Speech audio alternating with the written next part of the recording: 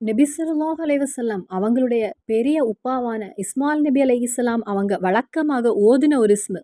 இந்த இஸ்முடைய சிறப்பு என்னன்னா, எந்த ஒரு அடியானாவது இந்த இஸ்ம ஓதி, அதன் பின்பு அவனுடைய தேவையை கேட்டு, அதன் பின்பு ஒரு சின்ன துஆவையும் ஓதினால், அந்த அடியான் என்ன கேட்டானோ இறைவனிடத்தில், அது உடனடியாக நடந்து கிடைக்கக்கூடிய ஒரு பவர்.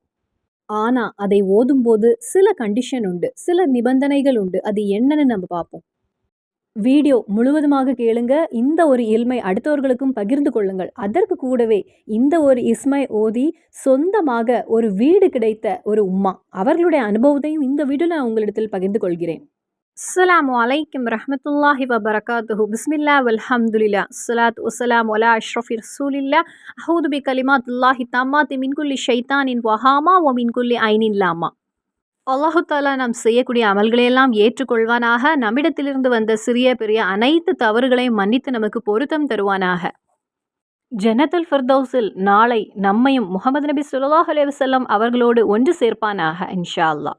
நிறைய பேர் இருக்கிறாங்க. நிறைய வேதனைகள் சொன்னவங்க, நிறைய கஷ்டங்களை கூறினவங்க, நிறைய சிரமங்களை சொன்னவங்க, நிறைய ஆசைகளை கூறினவங்க. அவங்க எல்லாருக்குமே அல்லாஹு தாலா சலாமத்து வழங்குவானாக.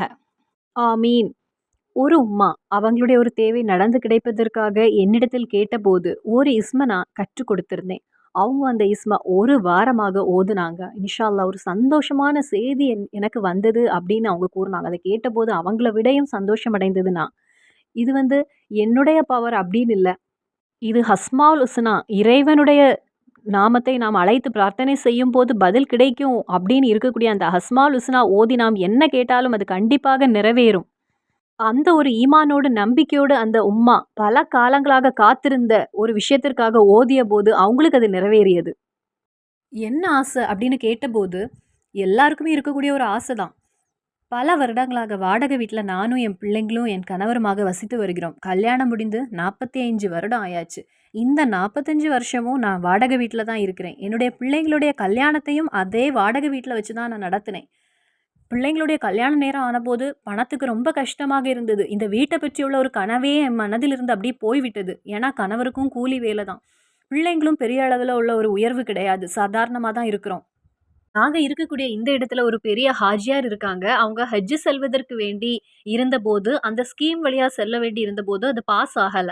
பாஸ் ஆகாத ஒரு சூழ்நிலை வந்தபோது, அந்த ஒரு பணத்துல யாருக்காவது உதவி செய்யலான்னு தீர்மானித்தாங்க.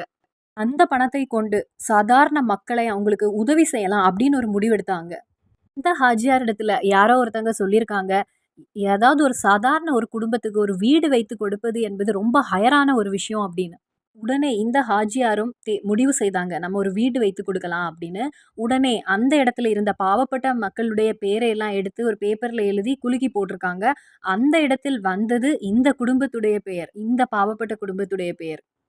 சந்தோஷத்தோடு கூறுகிறாங்க, அல்ஹம்துலில்லாஹ் நாங்க வீட்டை கட்டி உங்களுக்கு தருகிறோம். ஒரு வீடு உங்களுக்கு தருகிறோம் அப்படின்னு அவங்க சொல்லும்போதே அதிக அளவில் சந்தோஷம் அவங்களுக்கு. அல்லாஹ் எப்படி வழங்கியிருக்கிறான் பார்த்தீங்களா? அதாவது நமக்கு டைரக்ட்டா இல்லாம சிலர்கள் கேட்கக்கூடிய ஒரு விஷயம், இறைவனுடைய திருநாமத்தை அழைத்துக் கொண்டே இருக்கும்போது இறைவன் நேரடியாக எப்படி வழங்குவான் என்று. சிலர் ஏளனமாக கேட்கக்கூடியவங்க உண்டு. அங்கிருந்து அல்லாஹ் கொரியர் அனுப்புவானா? இல்ல அங்கிருந்து இமெயில் பண்ணுவானா? அப்படின்னு கிண்டலாக கேட்கக்கூடியவர்களும் உண்டு. அல்லாஹு தாலா ஏதாவது ஒரு காரியத்தை தீர்மானம் செய்து விட்டான், ஏற்று விட்டான் என்றால், அவன் நேரடியாக வந்து நமக்கு செய்ய வேண்டும்னு கிடையாது. அதற்குள்ள நபர்களை அவன் அனுப்புவான் நமக்கு வேண்டி. அந்த ஹாஜியாருக்கு ஹஜ் பயணம் செல்ல முடியாமல் போனதும், அவங்க வேணா அந்த பணத்தை அவங்களுடைய பாக்கெட்ல பத்திரமாக வைத்துக் கொள்ளலாம். ஆனா, அந்த நேரத்தில் அவங்க சிந்தித்தது, இந்த பணத்தை பாவப்பட்ட சிலருக்கு நம்ம பிரித்து கொடுக்கலாம் அப்படின்னு. ஆனா, யாரோ வந்து சொல்லியிருக்காங்க, அதை விடையும் ஹையரானது ஒரு வீடு இல்லாதவர்களுக்கு ஒரு வீட்டை கட்டி கொடுப்பது அதை விட ஹையர் அப்படின்னு யாரோ வந்து சொல்லியிருக்காங்க. அதற்கு வேண்டி பலருடைய பெயர் இருந்த இடத்துல, இந்த ஒரு குடும்பத்துடைய பெயர் அந்த இடத்துல வந்ததும், குலுக்கி போட்டபோது, இந்த உம்மாவுடைய பெயர் வந்திருக்கு. அப்போ இறைவனுடைய கலா எப்படி இருக்கு பாருங்க. அப்ப ரப்பு நினைத்தால் நமது காரியங்கள் எல்லாம் ஒரு நொடியில் போதுமானது. எவ்வளவு சீக்கிரமாக அந்த வீட்டு வேலையை அவங்க பூர்த்தி செய்து கொடுக்கட்டும். நமக்கு அதற்கு துவா செய்யலாம். இப்படி நிறைய பேர் சந்தோஷத்தை என்னிடத்தில் பகிர்ந்து கொண்டவர்களும் உண்டு. அந்த விஷயத்தை கேட்டபோது அவர்களை விடவும் இரட்டிப்பான ஒரு சந்தோஷம் என்னுடைய மனதிலும் இருந்தது. அப்ப அது உங்களிடத்தில் ஒன்று பகிர்ந்து கொள்ளலாம்னு நினைத்தேன் நான். இறைவனுடைய 99 திருநாமங்கள் ஹஸ்மாவுல் ஹுஸ்னாக்கு அதிக பவர் உண்டு. மகத்தானதும் சிறப்பு நிறைந்ததும் ஆகும். கிடைத்தால் கிடைக்கட்டும், நடந்தால் நடக்கட்டும் அப்படின்னு நம்ம இருக்கக்கூடாது. என்னுடைய இந்த காரியம் நடந்து கிடைக்கும். என்னுடைய காரியம் சலாமத் ஆகும். அந்த நம்பிக்கையோடு நாம் ஓதினால் உறுதியாக அந்த காரியம் நடந்து கிடைக்கும். எனக்கு அழகான பெயர்கள் இருக்கிறது. அந்த திருநாமங்களை ஓதி என்னிடத்தில் பிரார்த்தனை செய்யுங்கள் அப்படின்னு திருமறை குர்ஆன் வழியாக அல்லாஹ் நம்மிடத்தில் கூறுகிறான். அல்லாஹ்வுடைய திருநாமத்தை கூறி நாம் பிரார்த்தனை செய்யும்போது அது கண்டிப்பாக நடந்து கிடைக்கும் அப்படின்னு ரப் நம்மிடத்தில் நேரடியாக கூறக்கூடிய ஒரு விஷயம் இது. அப்போ நாம் தாராளமாக கேட்கலாம் இறைவனிடத்தில். இன்னைக்கு நான் சொல்லக்கூடியது மகத்தான 2 இஸ்முகளை பற்றி.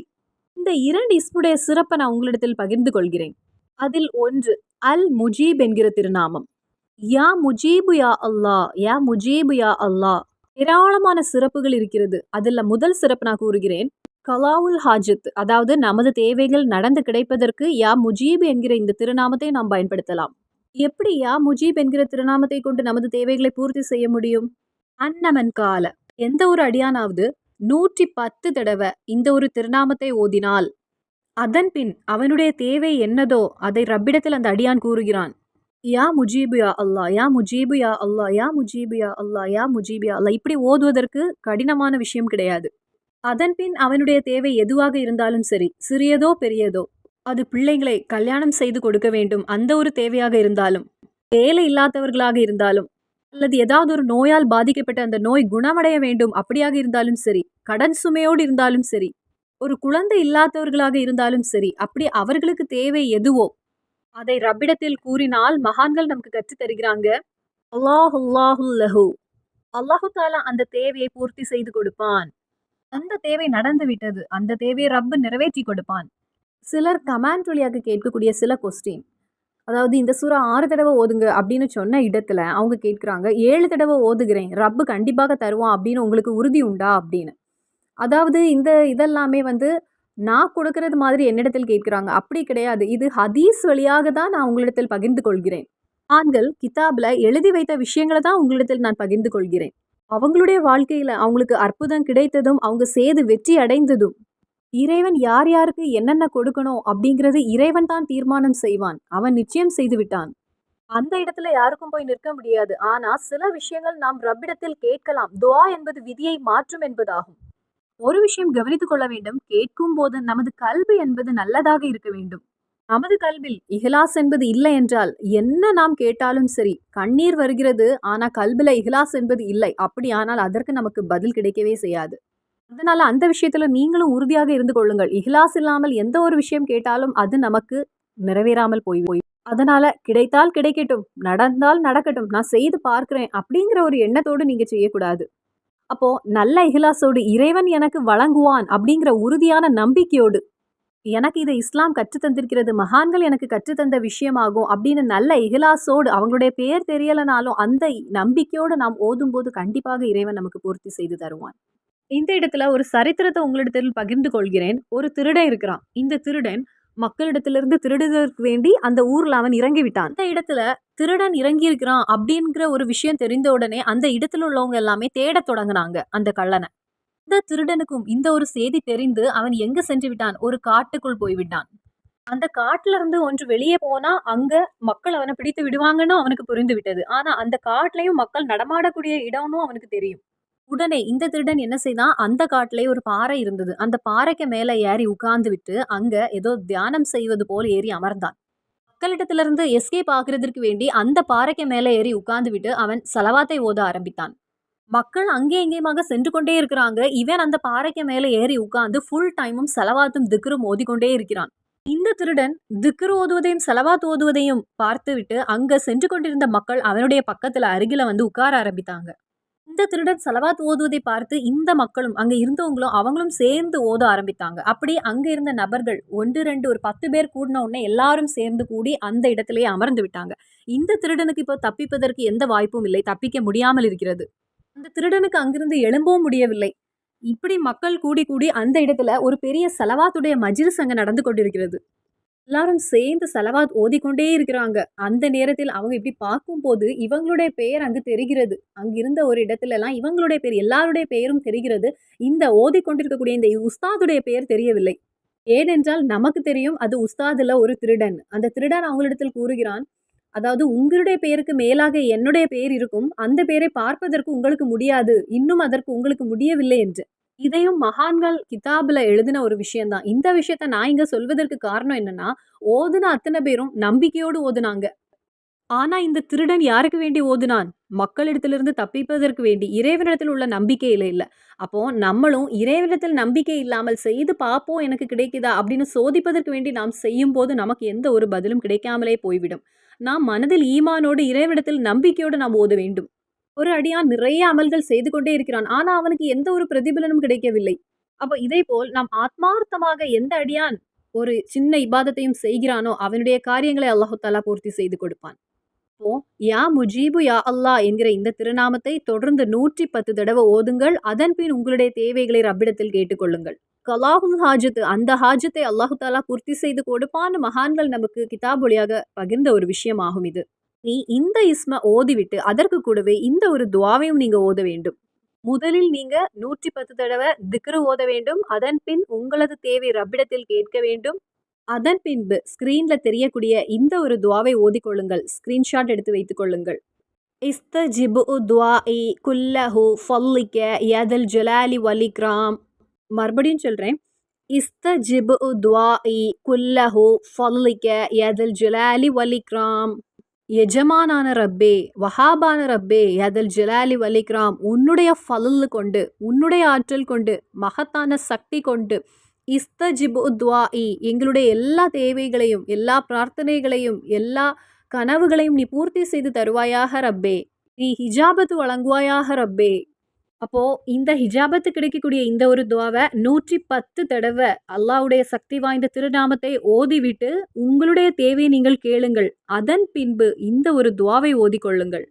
இறைவா என்னுடைய கடனை நீ அடைத்துத்தா ரப்பே. ஒரு வேலை இல்லாமல் இருக்கக்கூடியவங்களும் சரி, அல்லது ஒரு பிள்ளை இல்லாமல் இருக்கக்கூடியவங்களும் சரி, சொந்தமான வீடு இல்லாதவங்களும் சரி, ஒரு வாகனம் இல்லாதவங்களும் சரி, வீட்டில் பரக்கத் இல்லாதவங்களும் சரி, இருக்கின்ற பிரச்சனைகள் எல்லாம் விலக வேண்டும் அப்படின்னு இருக்கக்கூடியவங்களும் சரி, இப்படி எந்த ஒரு தேவையும் கேட்டுவிட்டு இஸ்தஜிப்னு துஆஇ குல்லஹு ஃபல்லிக யதல் ஜலாலி வல் இக்ராம். உன்னுடைய மகத்துவம் கொண்டு, உன்னுடைய ஃபலல் கொண்டு, உன்னுடைய சக்தி கொண்டு என்னுடைய பிரார்த்தனை நீ நிறைவேற்றித்தா ரப்பே. என்னுடைய பிரார்த்தனை நீ ஏற்றுக்கொள் ரப்பே. ஏற்றுக்கொள்வாயாக இறைவா. ரொம்ப மகத்தான ஒரு துஆவாகும். ரொம்ப சிம்பிளான எளிதான ஒரு துஆவாகும். ரொம்ப எளிதான முறையில் நமக்கு தேவைகளை பூர்த்தி செய்து விடலாம். நமக்கு ரொம்ப எளிதாக ஓதி முடித்து விடலாம். அப்போ கலாவுல் ஹாஜத் அதற்கு வேண்டி நாம் ஓத நமக்கு பொக்கிஷமாக உள்ள ஒரு இஸ்மாகும் இது. இதேபோல் நிறைய விஷயங்கள் ஓதி உங்களுடைய சந்தோஷங்களை கேட்பதற்குள்ள பாக்கியத்தை அல்லாஹு தஆலா எனக்கு வழங்குவானாக. மகானான இஸ்மாயில் நபி அலைஹிஸ்ஸலாம் நமது நபி ஸல்லல்லாஹு அலைஹி வஸல்லம் அவருடைய பெரிய உப்பாவாகும். மகானான இப்ராஹிம் நபி அலைஹிஸ்ஸலாம் அவர்களுடைய 2 பிள்ளைகள் தான் இஸ்மாயில் நபி அலைஹிஸ்ஸலாமும் ஈசாக் நபி அலைஹிஸ்ஸலாமும். இஸ்மாயில் நபி அலைஹிஸ்ஸலாம் அவங்களுடைய பரம்பரை வழியாக வந்த ஒரே ஒரு நபி தான் முஹம்மது நபி ஸல்லல்லாஹு அலைஹி வஸல்லம். ஈசாக் நபி அலைஹிஸ்ஸலாம் அவங்களுடைய பரம்பரையில யாக்கூப் நபியும், யூனுஸ் நபியும், அய்யூப் நபியும், சுலைமான் நபியும் அப்படி தொடங்கி ஈசா நபி அலைஹிஸ்ஸலாம் அந்த நபி வரைக்கும் வந்தது ஈசாக் நபி அலைஹிஸ்ஸலாம் அந்த பரம்பரையில தான். அப்போ நிறைய நபிமார்கள் வந்த ஒரு பரம்பரைன்னு பார்த்தா ஈசாக் நபி அலைஹிஸ்ஸலாம் அவங்களுடைய ஒரு இதுல தான். இஸ்மாயில் நபி அலைஹிஸ்ஸலாம் அவங்களுடைய பரம்பரையில வந்தது நமது நபி ஸல்லல்லாஹு அலைஹி வஸல்லம் அவர்கள் மட்டுமே. அப்போ ஈசாக் நபி அலைஹிஸ்ஸலாம் அவங்க வழியாக பரம்பரை வழியாக நிறைய நபிமார்கள் வந்தாலும் அவங்களுடைய குணம், ஒவ்வொரு நபியோட குணம் எல்லாம் சேர்த்து இங்க உள்ள ஒரே நபியான நமது நபி ஸல்லல்லாஹு அலைஹி வஸல்லம் அவங்களிடத்தில் இருக்கு. அப்ப 2 சைடுமே ஈக்குவலாக தான் இருக்கிறது. இப்போ நபி ஸல்லல்லாஹு அலைஹி வஸல்லம் அவங்களுக்கு டைரக்ட் பெரிய உப்பாவான இஸ்மாயில் நபி அலைஹிஸ்ஸலாம் ஓதிய திருநாமமாகும். அவர்களுடைய எந்த தேவையும் நிறைவேறுவதற்கு யா முஜீபு யா அல்லாஹ், யா முஜீபு யா அல்லாஹ் என்கிற திருநாமத்தை அவங்க ஓதுனாங்க. ரசூல் ஸல்லல்லாஹு அலைஹி வஸல்லம் அவருடைய பெரிய உப்பா வழக்கமா ஓதுன திருநாமமாகும் யா முஜீப் யா அல்லாஹ் என்று மகான்கள் நமக்கு எடுத்து கூறிய ஒரு விஷயமாகும். அவர்கள் வழக்கமாக ஓதிய திக்ர் என்றால் மகத்தான ஒரு திக்ராகும், அதிக சிறப்பு நிறைந்த திக்ராகும். அந்த ஒரு பரம்பரைக்கு நமது இறைத்தூதர் ஸல்லல்லாஹு அலைஹி வஸல்லம் அவர்களை வழங்கி அல்லாஹு தஆலா சந்தோஷப்படுத்தினான். நமது பரம்பரையிலும் நல்ல பிள்ளைகளையும் நல்ல ஒரு வாழ்க்கையும் சாலிகான ஒரு வாழ்க்கையை நமக்கு ஏற்படுத்தி தருவானாக. இனி இந்த கூட்டத்துல இன்னொரு இஸ்மை நான் பகிர்ந்து கொள்கிறேன். நமக்கு துனியா மட்டும் போதாது. கண்டிப்பாக ஒவ்வொரு மூமினுக்கும் ஆகரத்தும் தேவையானது. நாம் ஒவ்வொருவரும் கண்டிப்பாக ஹிசாப் இல்லாமல் நாம் சொர்க்கம் சென்றடைய வேண்டும். நாம் ஒவ்வொருவரும் செய்த நன்மை என்பது ரொம்ப குறைவாகவே இருக்கும். அல்லாஹ் ஹிசாப் இல்லாமல் நீ எங்களை சொர்க்கம் நுழைய வைப்பாயாக ரப்பே, நீ எங்களை பிடித்து வைத்து விடாத ரப்பே அப்படின்னு நாம் துஆ மட்டுமே செய்ய முடியும். அதிக கணக்கு கேள்விகள் இல்லாமல் சொர்க்கம் நுழைய வேண்டும் அப்படின்னு ரப்பிடத்தில் கேட்கதான் முடியும் நமக்கு. மகான்கள் இந்த ஹிசாப் என்பது இல்லாமல் எளிதாக நம் சொர்க்கம் நுழைய ஒரு எளிதான வழியை நமக்கு கற்று தந்திருக்காங்க. எந்த ஒரு அடியானாவது வரக்கூடிய ஜுமாவுடைய அந்த இரவில், அதாவது வெள்ளிக்கிழமை பகல் முடிந்த அந்த ஒரு இரவில், நாளை இரவில் வெள்ளிக்கிழமை அந்த பகலுடைய கடைசி இரவில் 1550 தடவை யா முஹிஸி யா அல்லாஹ், யா முஹிஸி யா அல்லாஹ், யா முஹிஸி யா அல்லாஹ் என்று ஒரு அடியான் ஓதினால் அல்லாஹு தாலா அந்த அடியானுடைய ஹிசாபை எளிதாக்கி கொடுப்பான். அப்படி மகான்கள் நமக்கு கற்றுத்தந்ததை பார்க்க முடிகிறது. ஹிசாப் இல்லாமல், வேதனை இல்லாமல் அந்த அடியானுக்கு சொர்க்கம் நுழைய முடியும் என்று. அல்லாஹு தாலா இதை ஒவ்வொரு வெள்ளிக்கிழமையிலும் வழக்கமாக ஓதுவதற்கு தௌஃபீக் புரிவானாக. ரொம்ப எளிதாக நமக்கு ஓதி முடிக்க முடியும். வேற எந்த ஒரு எதிர்பார்ப்பும் யாருக்கும் கிடையாது. சின்ன சின்ன அமல்கள் மூலமாக நமது காரியங்களை நமக்கு நிறைவேற்றுவதற்கு இறைவன் தௌஃபீக் புரிவானாக. இந்த ஒரு இல்மை அடுத்தவர்களுக்கும் பகிர்ந்து கொள்ளுங்கள். மறுபடியும் சந்திப்போம் வேறொரு வீடியோவில். அஸ்ஸலாமு அலைக்கும் வரஹ்மத்துல்லாஹி வபரகாத்துஹு.